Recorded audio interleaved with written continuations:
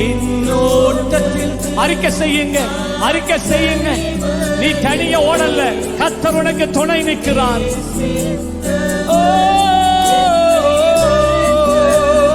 சொல்லுங்க,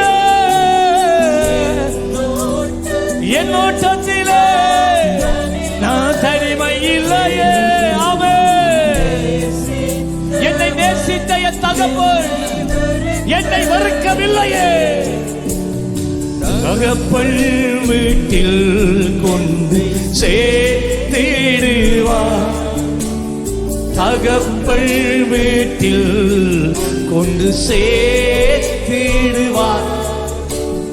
நம்புவே இறுதி வரை. சொல்லுங்க, இறுதி. அப்பா கேட்கட்டும், தகப்பன் கேட்கட்டும். சொல்லுங்க,